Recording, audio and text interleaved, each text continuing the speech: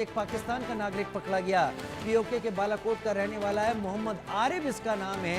भारतीय सीमा में प्रवेश करते हुए पकड़ा गया मोहम्मद आरिफ। पकड़े गए शख्स से पूछताछ में सेना इस वक्त जुटी हुई है। तस्वीरें आप उसकी देख रहे हैं, उसके आंखों पर पट्टी है। इसने सीमा क्रॉस करके भारत में प्रवेश किया था। इसको पकड़ा गया है तो जाहिर सी बात है इसके पास से हथियार अभी नहीं मिले होंगे, या फिर जो भी स्थिति होगी उसमें अभी सेना कंफर्म हो जाना चाहती है कि ये नागरिक है और गलती से भारतीय सीमा में आया है। लेकिन अजय जांडियाल ज्यादा जानकारी के साथ हमारे साथ जुड़ गए हमारे सहयोगी। अजय, विस्तार से बताएं मोहम्मद आरिफ के बारे में, अब तक क्या पता चला, किस सेक्टर से इसने बॉर्डर क्रॉस किया?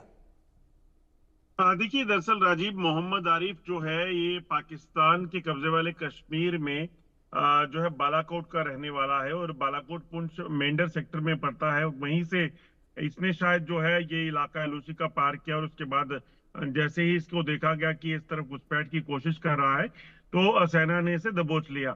अब सेना इस चीज को पता लगा रही है कि आखिरकार ये इस इलाके में जो पहुंचा है इसकी मंशा क्या है।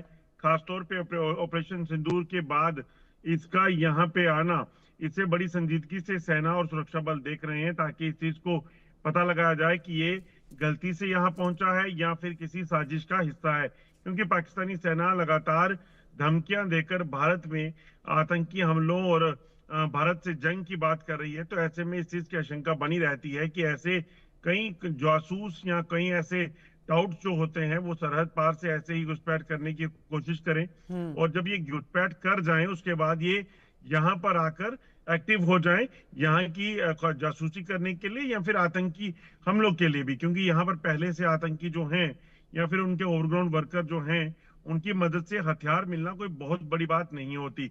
ऐसे में इस चीज की आशंका है कि ये शख्स जो है ये कहीं ना कहीं सरहद पार से जो आया है इसके कोई गलत मंसूबे हो सकते हैं। अजय, मुझे मगर लगता है सेना कि मैं और आपसे यह भी जानना चाहूंगा कि इसने जब बॉर्डर क्रॉस किया तब वक्त क्या हो रहा था? क्या सुबह सवेरे क्रॉस किया, देर रात अंधेरे में क्रॉस किया, या किसी और हालात में? क्योंकि यह भी पता चलता है कि ऐसा वक्त चुनने का से मकसद और मतलब भी समझ में आते हैं।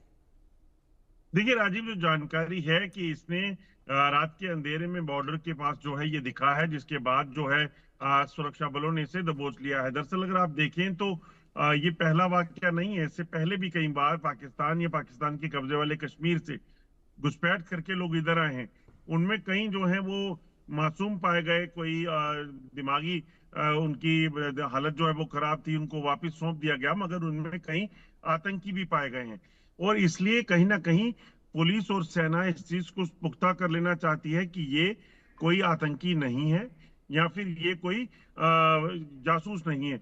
अगर ऐसा है तो उसको जांच जो होगी उससे तमाम चीजें पूछी जाएंगी, पता लगाया जाएगा। और अगर ये मासूम होगा तो पुलिस और सेना जो है इसे वापस पाकिस्तान के कब्जे वाले कश्मीर जहां से ये आया है वहां भेज देगी।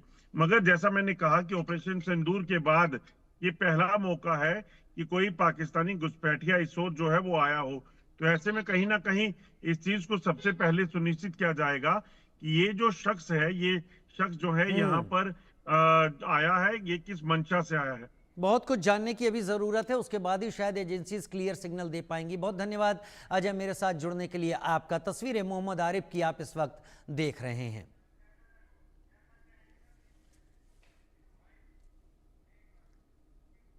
और अब इस वक्त बड़े